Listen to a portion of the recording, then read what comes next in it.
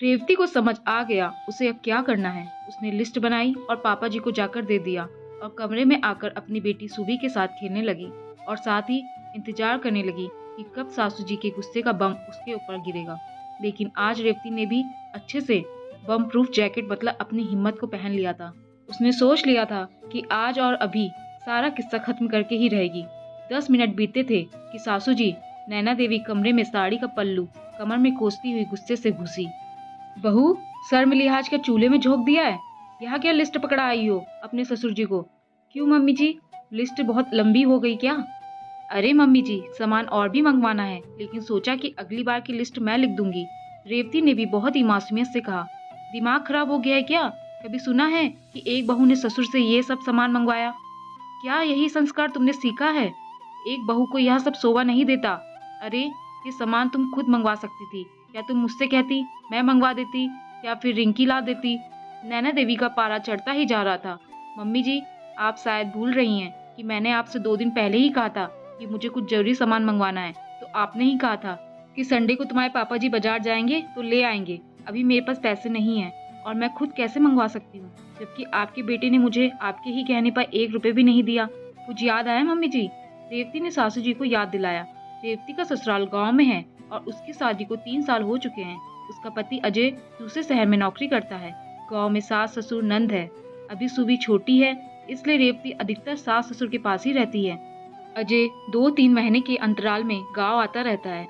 जाते समय सासू जी रेवती और बेटी सुबी के खर्चों के नाम पर अपने लिए अजय से मोटी रकम ले लेती थी। रेवती जब अपने लिए पैसे अजय से मांगती तो नैना देवी चीनी की बोरी बन जाती और कहती, क्या करोगी तुम पैसा लेकर? अरे यहाँ हम हैं, तुम्हारे पापा जी हैं, तुमको जो चाहिए होगा मुझसे या पापा जी से कहना, सब ला देंगे। यह उस समय की बात है जब सैलरी हाथ में मिलती थी, या ये कहिए डिजिटल सब सिर्फ शब्द था। फिर भी मम्मी जी, कुछ तो मेरे पास होना चाहिए। ऐसी बहुत सी जरूरतें होती हैं, वो आप लोगों से कैसे मंगवा सकती हूँ? और सूबी का भी सामान है, आपने भी तो इनसे पैसे लिए हैं। रेवती नैना देवी को समझाने की कोशिश करती है। ओह, अब समझे हम। तुमको इस बात से जलन हो रही है कि मेरे बेटे ने अपनी सैलरी मुझे दे दी।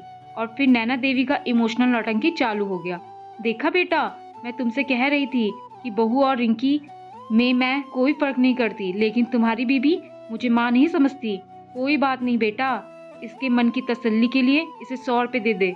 और फिर अजय से पर्स लेकर उसमें से 100 रुपए निकाल कर रेवती के हाथ में रख दिया। मम्मी जी, अपना हक मांग रही हूँ, कोई भीख नहीं। ये पैसे भी आप ही रख लीजिए। और रेवती ने 100 रुपए वापस कर दिए। वैसे तो रेवती अपनी और सुबी की जरूरत का सारा सामान अजय से मंगवा लेती है, लेकिन कितना और कब तक? कुछ न कुछ सामान कम हो ही जाता और उसके पास पैसे भी नहीं होते कि वो खुद मंगवा ले। उस समय उसे नैना देवी के आगे मिन्नतें करनी पड़ती।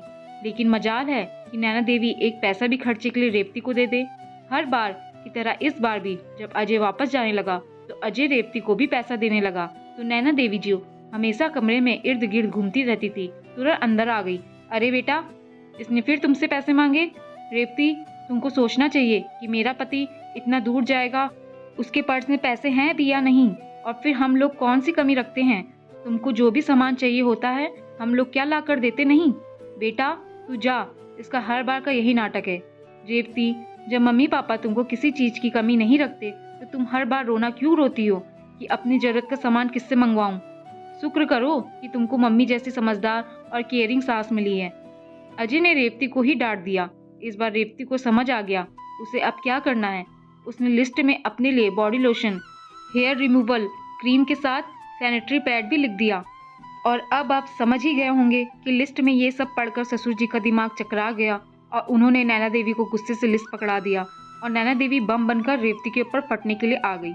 मैं अपने मजे करने के लिए अपने पति से पैसा नहीं मांगती। औरतों की बहुत सी जरूरतें होती हैं जो वो अपने ससुर से तो क्या अपने पापा से भी नहीं मंगवा सकती। लेकिन आप यह बात समझकर भी नहीं समझना चाहती। आपको पापा जी की सैलरी पर ही हक चाहिए और बेटे की भी। बेटे के सामने ममताई सास बनने का स्वांग रचती है और पीठ पीछे बहू को सताने के 100 उपाय ढूंढती हैं। जिस तरह पापा जी की सैलरी पर आपका हक है, उसी तरह मेरे पति की सैलरी पर मेरा। उम्मीद है कि आगे से आप मेरे हक को छीनने की कोशिश नहीं करेंगी, वरना इससे भी लंबी लिस्ट तैयार है। अब यहाँ आपके ऊपर है कि सामान कौन लाएगा। रेवती की बात सुनकर नैना देवी की बोलती बंद हो गई। आज उन्हें समझ आ गया उनकी होशियारी उन्हीं पर भारी पड़ गई। दोस्तों, आपको ये कहानी कैसी लगी? नीचे कमेंट्स करके हमें ज़रूर बताइएगा। अगर आपको ये कहानी पसंद आई हो तो अपने दोस्तों के साथ ज़रूर शेयर करें और ऐसी ही प्यारी कहानी सुनने के लिए हमारे चैनल को सब्सक्राइब करके बेल आइकन को ऑल पे सेट करना ना भूलें। धन्यवाद।